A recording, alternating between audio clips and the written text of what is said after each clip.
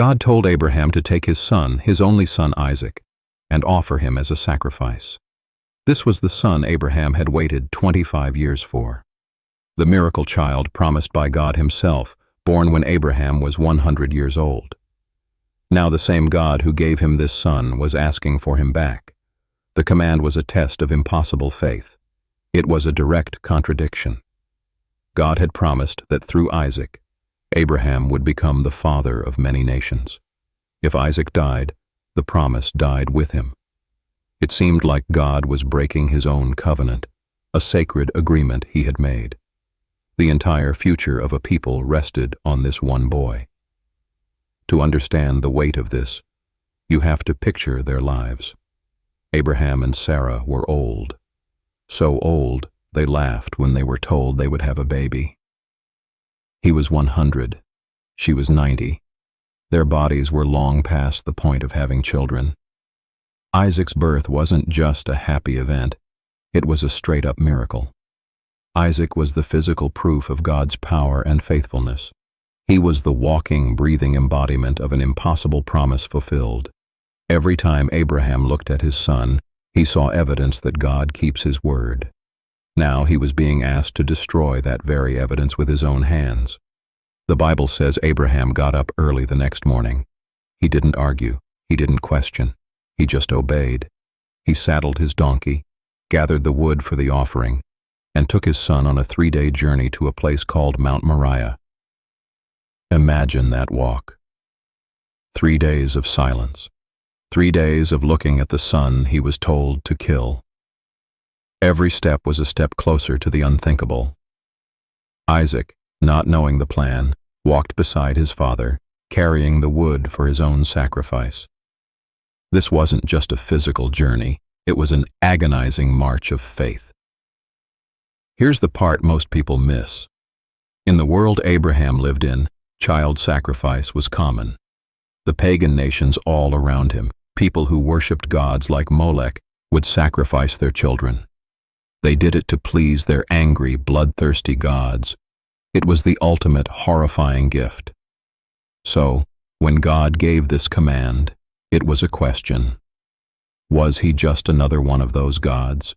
Was the God of Abraham, Yahweh, a demanding deity who needed human blood to be satisfied? This test wasn't just about Abraham's obedience. It was a test to reveal God's own character. God was using the most terrible practice of the surrounding culture to make a point. He was setting up a dramatic contrast. He was asking Abraham to walk to the very edge of what the pagan gods demanded, only to show him that he was completely different. This whole event was a defining moment. It would establish forever that the God of the Bible does not demand human sacrifice. He is not a God who takes life, but one who provides it. Abraham was being asked to trust that God's character was better than anything he had ever seen in the world around him. This is what made God's command so shocking. It seemed to copy the horrifying practices of the nations around them. But God was about to do something completely different. He was going to use the language of sacrifice to destroy the very idea of it. So what was going through Abraham's mind? Was this just blind, grim obedience? Not at all. The New Testament gives us a stunning look inside his head. It says Abraham reasoned that God was powerful enough to raise Isaac back from the dead. Think about that. This was not a wild guess. It was a logical conclusion. Abraham believed God's promise about his descendants was unbreakable. If Isaac died, the only way for that promise to come true was for God to perform a resurrection. This was his secret hope. They arrive at the place God showed them. The air is thin, the world is quiet. Abraham builds an altar from the rough stones on the mountain. He carefully arranges the wood he carried for 3 days. Then he binds his son, Isaac. We need to picture this correctly. Isaac wasn't a little boy fighting back.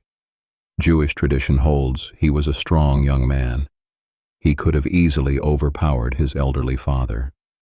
This means Isaac had to be a willing participant, trusting his father, who trusted God. Abraham lays his beloved son on the wood. the son of the promise, the future of a nation. And then he takes the knife. He raises his hand. This is the moment, the ultimate act of trust and surrender, hanging in the balance. But the knife never falls. At that exact instant, a voice calls out from heaven, telling him to stop. An angel of the Lord tells him not to harm the boy in any way. The test is over. And here is the mind-blowing truth. The test was never for God to learn something.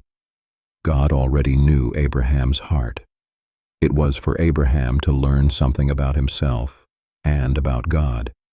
It was a test of complete surrender, not a demand for death. God wasn't asking if Abraham was willing to kill. He was asking if Abraham was willing to trust him with everything, even the promise itself. By stopping the sacrifice, God showed he is nothing like the cruel gods of the surrounding nations. He is the God who provides. This changes everything. The story isn't about what a father was willing to give up. It's about what God was willing to provide. It was a demonstration, a living picture of a future event, a preview of a greater sacrifice to come. And then, Abraham looks up. Through the brush, he sees a ram. It's caught in a thicket by its horns. God provided a substitute, an animal to take Isaac's place on the altar. This is not just a convenient plot twist. It's the entire message of the Bible in one powerful image. Humanity is on the altar, deserving of judgment. But God himself steps in. He provides the sacrifice that is needed. Abraham didn't have to finish the test, because God already had the solution. And if your mind isn't blown yet, get this. Where did this all happen? On a mountain in the land of Moriah. The name is important. Hundreds of years later, King Solomon would build the great temple of Jerusalem on that exact spot, Mount Moriah. The very place where God provided a substitute for one boy became the central place of sacrifice for an entire nation. For centuries, people would bring their offerings to that mountain. They were remembering this moment, whether they knew it or not. The place where God provides. So what does Abraham do after all this? He names the place. He calls it Yahweh Yireh. In Hebrew, that means the Lord will provide. This is the true takeaway of the entire story. It's what Abraham learned about God's character. We often call this story the sacrifice of Isaac or Abraham's test. But Abraham himself renames the event based on the outcome. The focus isn't on what Abraham did, it's on what God did. The test wasn't just to see what was in Abraham's heart, it was to show Abraham what was in God's heart. But one final, haunting question remains. The Bible is strangely silent about Isaac's immediate experience. He goes up the mountain with his father, bound and placed on an altar. He is saved at the last second. But then the text says Abraham returned to his servants. Isaac isn't mentioned. He goes up the mountain, but he doesn't seem to come down with his father. What happened to him? The Bible doesn't say. This silence has left people wondering for thousands of years. Was he traumatized? Did he go somewhere else to process? The story leaves us with this one last mystery. A quiet space where a father and son's relationship was forever changed. But the story leaves one big question hanging in the air. What about Isaac? The Bible is strangely silent about his immediate reaction. He walks up a mountain with his father, gets tied to an altar, and sees a knife raised above him. Then he walks back down. We don't hear a single word from him for the rest of the journey home. Think about the psychological impact of that day. Isaac, the child of promise, now understands sacrifice in a way no one else could. He experienced firsthand that God's plan sometimes involves walking right up to the edge of death. This event shaped him, making him the quiet, reflective patriarch he would become. He carried the memory of the wood, the ropes, and the ram for the rest of his life. This entire event was a profound revelation of God's character. It proved that God is not like the cruel, bloodthirsty gods of the surrounding nations. He doesn't want human sacrifice. He wants trust. He wants a relationship built on faith, not on fear or appeasement. The test was designed to show what God is not, just as much as what He is. And what He is a provider. That name Abraham gave the place, Yahweh Yireh, means the Lord will provide. It became a statement of faith for all future generations. When things look impossible, when the resources aren't there, this story echoes through time. The Lord will see to it. He will provide. In response to Abraham's unwavering faith, God didn't just stop the test. He doubled down on His promise. He swore an oath by Himself that Abraham's descendants would be as numerous as the stars in the sky and the sand on the seashore. The blessing wasn't just confirmed, it was supercharged. It was now an unbreakable, divine oath. This creates a pattern for faith that echoes into our own lives. We are often asked to trust God's command without understanding the full picture. We see the journey. We feel the weight of what's being asked, but we can't see the provision waiting at the top of the mountain. Abraham's story becomes a blueprint for trusting the character of the provider, even when we can't see the provision itself. It's a trust that says, I don't understand why, but I know who is asking. That's the core of it. Faith isn't about having all the answers. It's about trusting the one who does. Abraham didn't have a map, a guarantee, or a logical explanation. He just had a relationship with God, and for him that was enough. Let's zoom back out to that specific mountain, Moriah. It wasn't just some random hill.